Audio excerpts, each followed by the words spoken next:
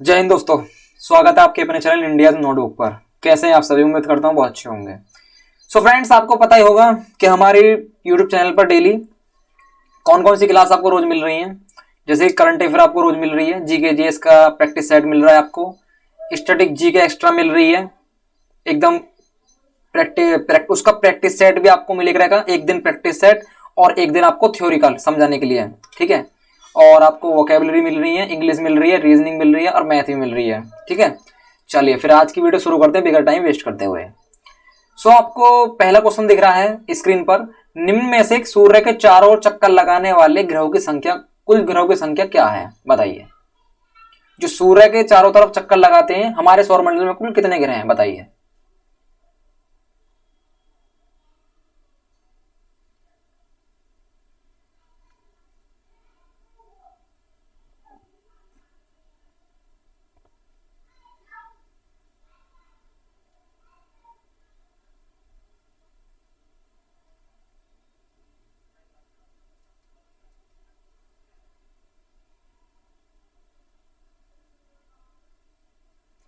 इसका आपका आंसर हो जाएगा 8। जैसे कि आपको पता ही होगा कि हमारे जो सूर्य के चक्कर जो लगाते हैं वो 8 ग्रह लगाते हैं। वो कौन कौन से हैं आपके? बुध है, शुक्र है, पृथ्वी है, मंगल है, बृहस्पति है, शनि है, अरुण है और वरुण है। जो सूरज के सबसे नजदीक ग्रह है वो आपका बुध है, और जो सूरज के सबसे दूर स्थित ग्रह है वो आपका वरुण है। अक्सर परीक्षा में यही पूछ लिया जाता है कि सूरज के सबसे पास ग्रह कौन सा है और सबसे दूर स्थित ग्रह कौन सा है। और नीला ग्रह किसे जाना जाता है? नीला ग्रह आपको पता ही होगा, हमारी पृथ्वी को जाना जाता है। और सुबह और सांझ का तारा आपको शुक्र ग्रह कहा जाता है, और पृथ्वी की बहन भी उसे कहा जाता है, शुक्र को। तो ऐसे क्वेश्चन अक्सर पेपर में पूछ लिए जाते हैं, ठीक है। चलिए अगला क्वेश्चन देखते हैं। अगला क्वेश्चन है फिर आपका, निम्न में से किस वैज्ञानिक ने यह सिद्ध किया कि सूर्य के चारों ओर प्रत्येक नक्षत्र का मार्ग दीर्घवृत्ताकार है? बताइए।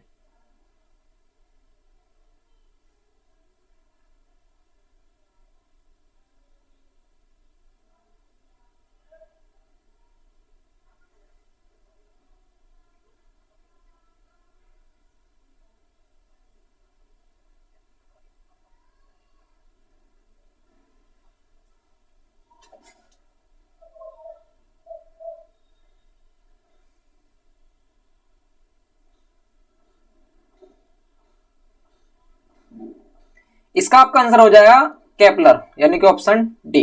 क्या हो जाएगा? केपलर।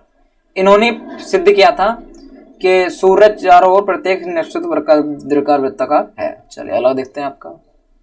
अगला है आपका, यूरेनस के उपग्रहों की संख्या कितनी है? बताइए।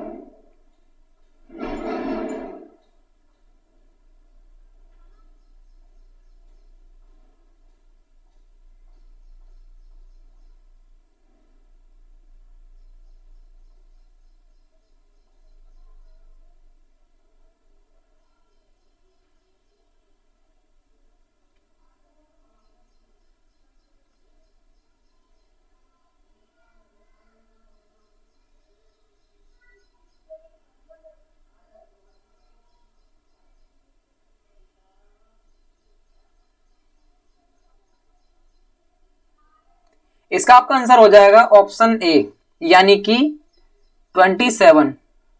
यूरेनस के उपग्रहों की संख्या जो है आपके 27 है, क्योंकि नासा के अनुसार वर्तमान में यूरेनस ग्रह की संख्या 27 है। और वर्ष 1986 में वायेजर 2 ने यूरेनस ग्रह प्रणाली की यात्रा की थी।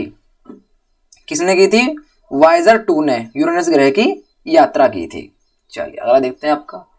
नेक्स्ट है आपका, निम्न में से कौन से ग्रह को बौना ग्रह के नाम से जाना जाता है? बताइए, बहुत ही इंपॉर्टेंट क्वेश्चन है।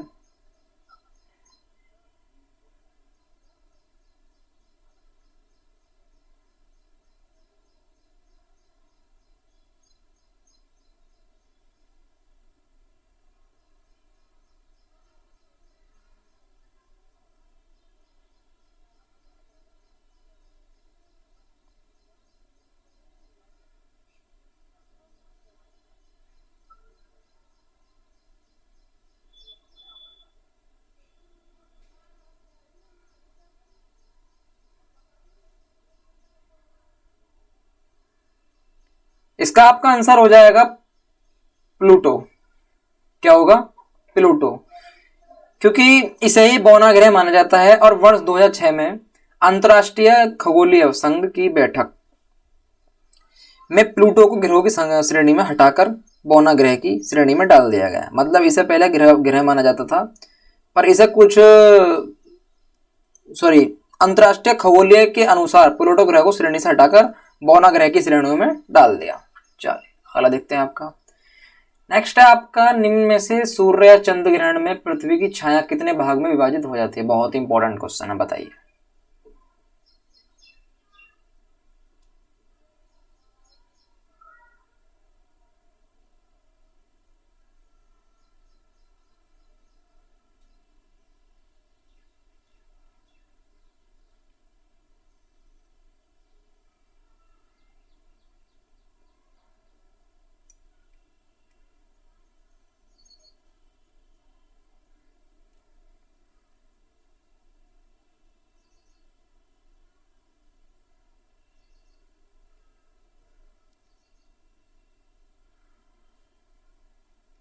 इसका आपका आंसर हो जाएगा, 2 भागों में विभाजित हो जाती है, ठीक है। और वो कौन कौन से हैं?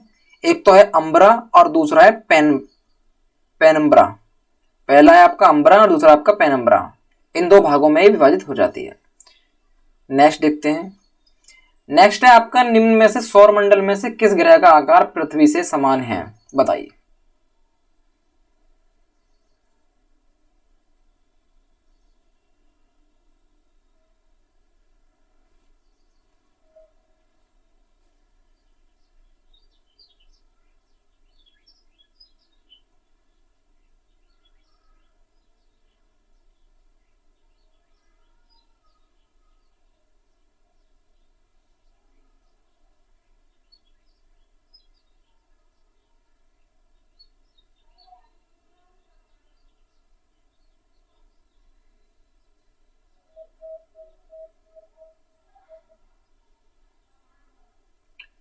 इसका आपका आंसर हो जाएगा वीनस ग्रह, यानी कि शुक्र ग्रह। क्योंकि शुक्र ग्रह का आकार बनावट लगभग पृथ्वी के बराबर है, जिसे पृथ्वी की बहन भी कहते हैं। इसलिए शुक्र ग्रह को पृथ्वी का मिस्टर प्लेनेट भी कहा जाता है। इसे पृथ्वी का जुड़वा ग्रह भी कहते हैं, यानी कि वीनस ग्रह जो है आपका, वो पृथ्वी का एक प्रकार से जुड़वा ग्रह भी है, ठीक है। चलिए नेक्स्ट है आपका, निम्न में से सौर मंडल में सबसे चमकीला ग्रह कौन सा है? बताइए।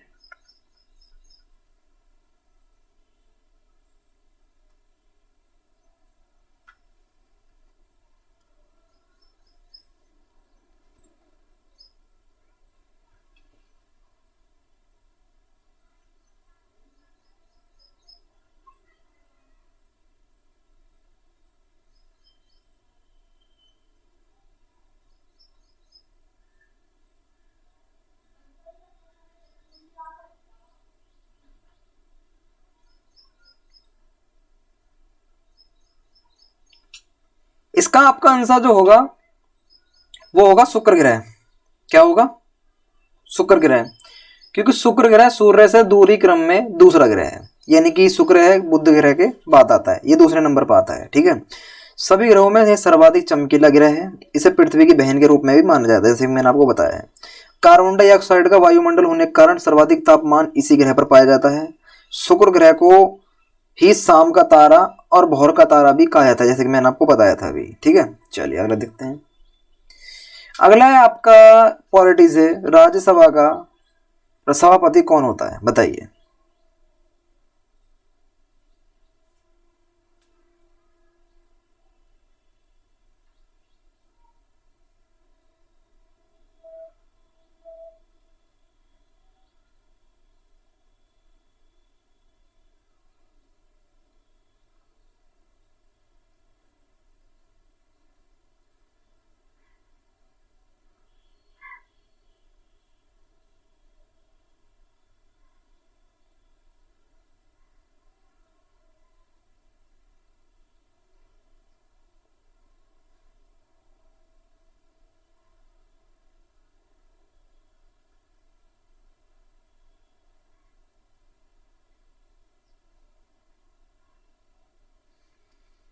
इसका आपका आंसर जो हो जाएगा वो होगा ऑप्शन डी, यानी कि भारत के राष्ट्रपति। ठीक है, चलिए अगला देखते हैं। नेक्स्ट है आपका, निम्न में से जवाहरलाल नेहरू बंदरगाह किस शहर में स्थित है, बताइए।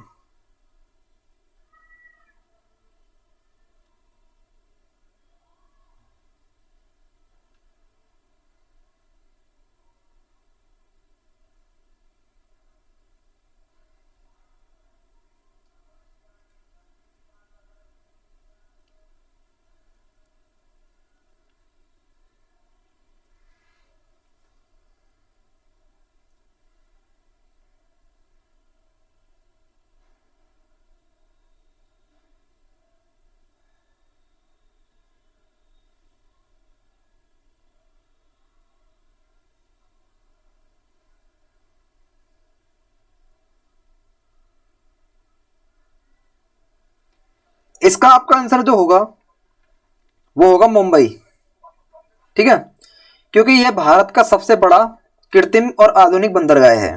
ठीक है, अगर क्वेश्चन बन जाए कि जवाहरलाल नेहरू बंदरगाह किस शहर में स्थित है, तो आपको मुंबई पर ऑप्शन पर क्लिक कर आना है। ठीक है, और ये बात और इंपॉर्टेंट ध्यान रखनी है कि ये भारत का कृत्रिम और आधुनिक बड़ा बंदरगाह माना जाता है। ठीक है, चलिए नेक्स्ट क्वेश्चन है आपका, दुनिया में आए किसी भूकंप केंद्र से ठीक नीचे स्थित बिंदु को किस नाम से जाना जाता है, बताइए।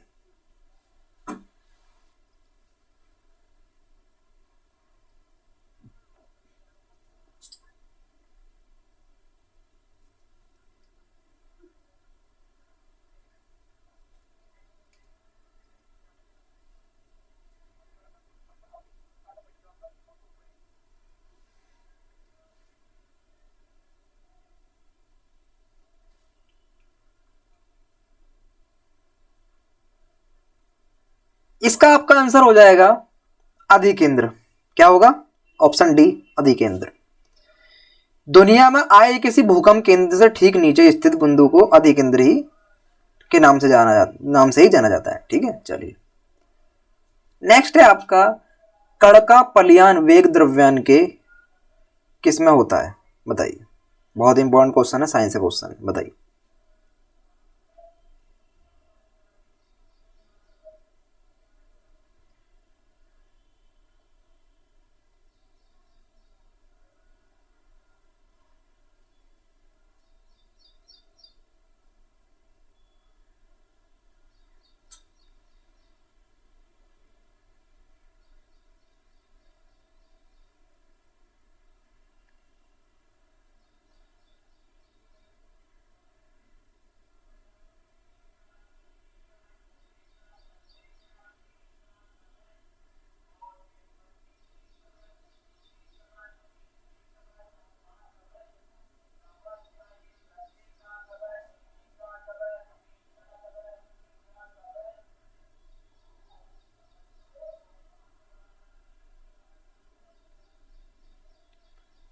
इसका आपका आंसर हो जाएगा डी, द्रव्यमान पर निर्भर नहीं करता है। ठीक है, चलिए अगला है आपका, निम्न में से कौन सा नन एलिल है, बताइए।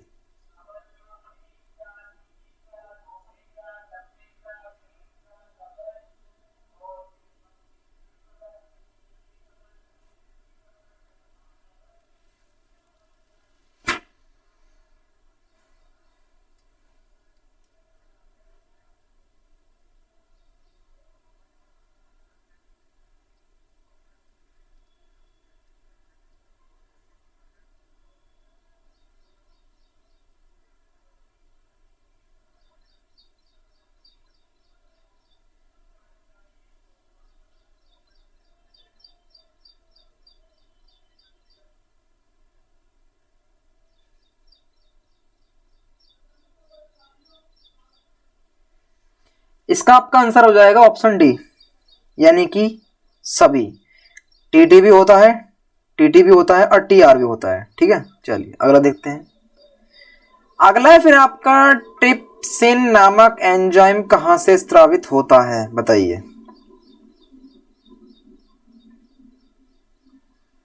बायोलॉजी क्वेश्चन है, बहुत इंपॉर्टेंट क्वेश्चन है।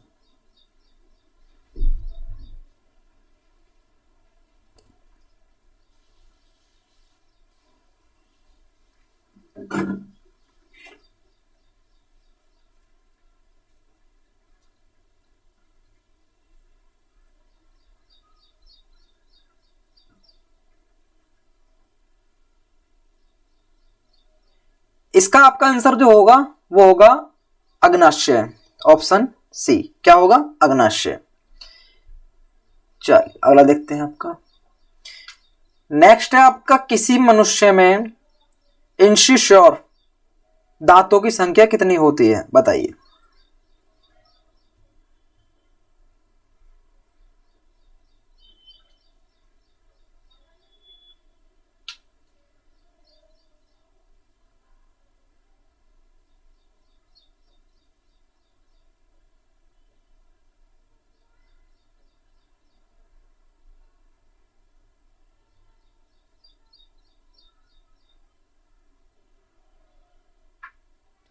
इसका आपका आंसर हो जाएगा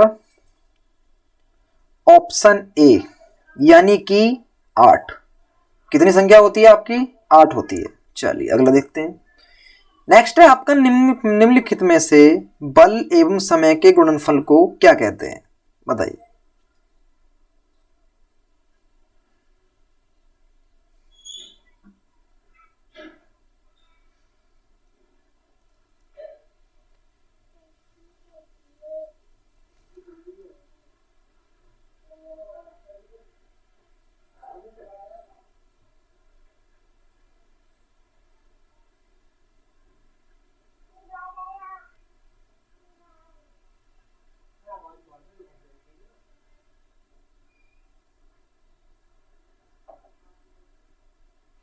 इसका आपका आंसर जो हो जाएगा वो होगा आवेग, यानी कि ऑप्शन सी।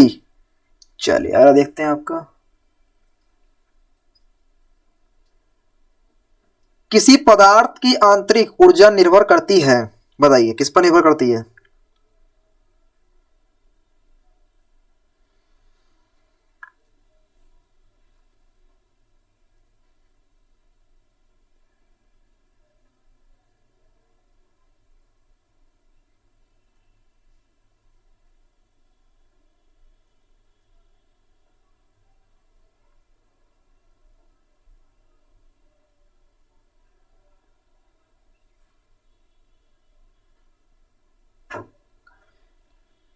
यह आपकी निर्भर करती है एंट्रोपी पर। किस पर निर्भर करती है? एंट्रोपी पर। चलिए अगला देखते हैं। नेक्स्ट है आपका, निम्न में से किसमें गतिज ऊर्जा निहित नहीं है? बताइए।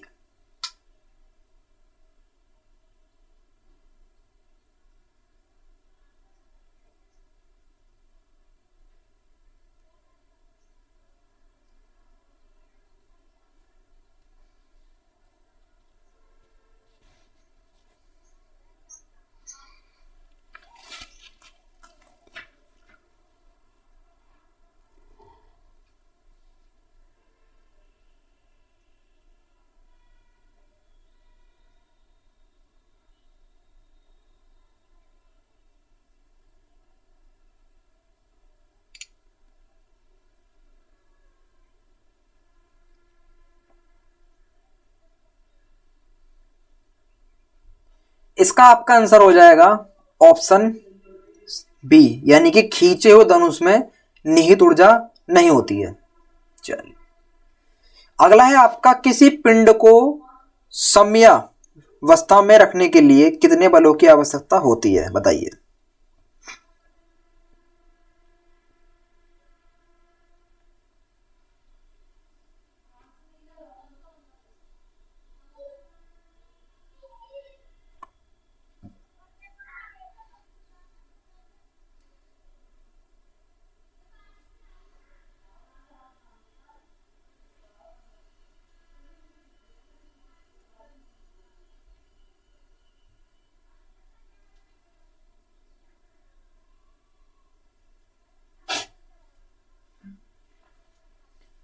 इसका हो जाएगा आपका ऑप्शन बी, यानी कि 2। ठीक है। चलिए अगला देखते हैं। अगला है आपका, निम्न में से प्रकाश का वेग किसमें अधिकतम होगा? बताइए।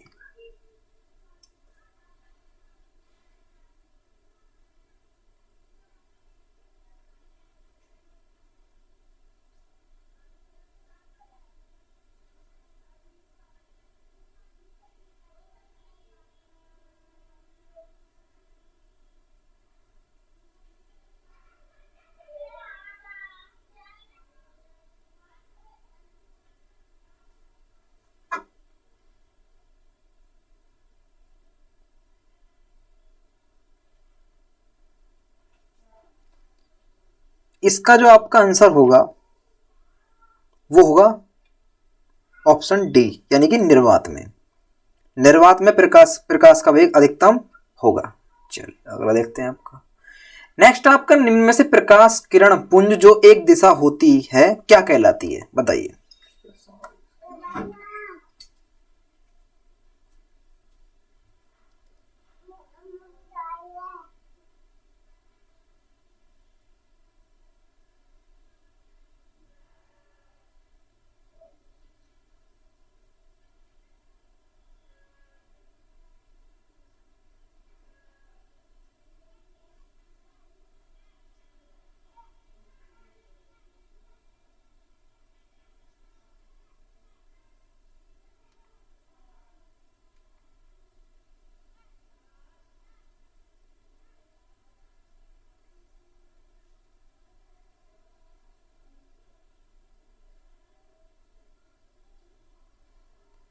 इसका जो आपका आंसर हो जाएगा वो होगा ऑप्शन सी, यानी कि इरेजर। ठीक है, चल अगला है आपका, निम्न में से इतिहास के आरंभिक काल को किस नाम से जाना जाता है। बहुत ही इंपॉर्टेंट क्वेश्चन है, बताइए।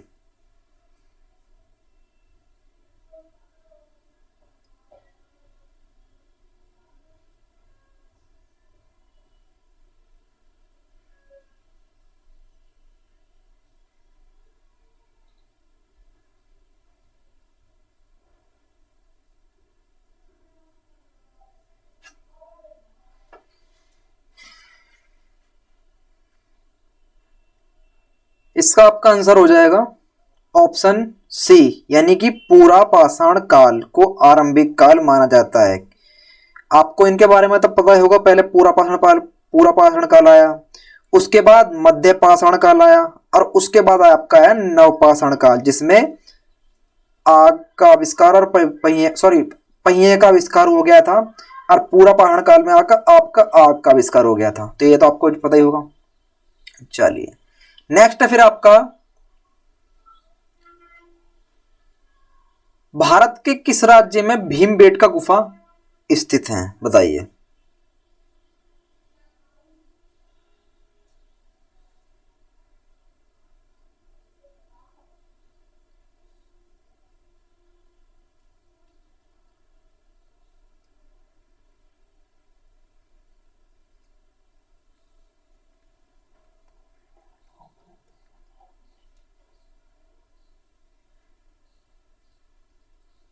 इसका आपका आंसर हो जाएगा मध्य प्रदेश। इसकी कुछ जानकारी बता देता हूं मैं। भीमबेटका गुफा मध्य प्रदेश में स्थित है। यह गुफाएं भोपाल से 45 किलोमीटर दूर हैं। इन गुफाओं में भारतीय प्रौद्योगिक कलाकृतियों प्रदर्शित किया गया है। चलिए अगला देखते हैं। अगला है आपका, हड़प्पा के पुराने खंडहर किस नदी के निकट पाए जाते हैं, बताइए। बहुत ही इंपॉर्टेंट क्वेश्चन है।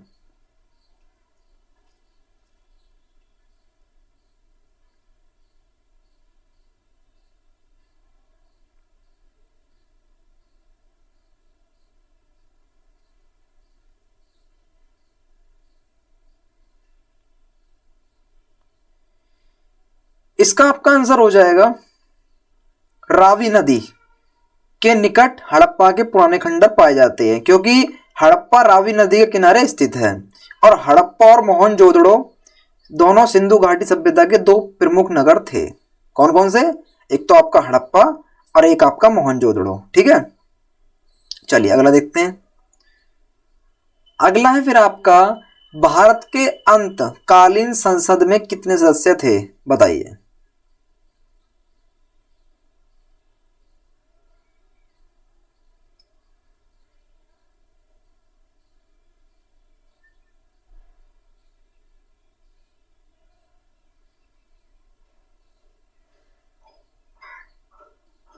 इसका आपका आंसर हो जाएगा सी, यानी कि 296। चलिए आज का लास्ट क्वेश्चन देखते हैं। निम्न में से कब भारत की प्रथम केंद्रीय विधानसभा का गठन किया गया था, बताइए।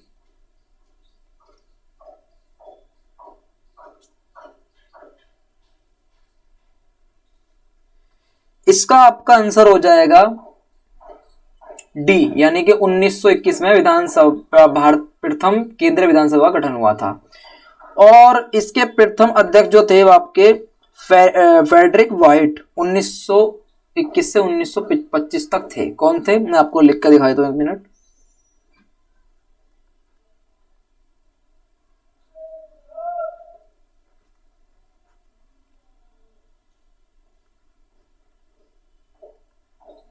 ये इसके अध्यक्ष थे जिन्होंने कब से कब तक शासनकाल किया, 1921 से 1925 तक आपका शासनकाल किया। ठीक है। सो फ्रेंड्स, आज का ये हमारा लास्ट क्वेश्चन था।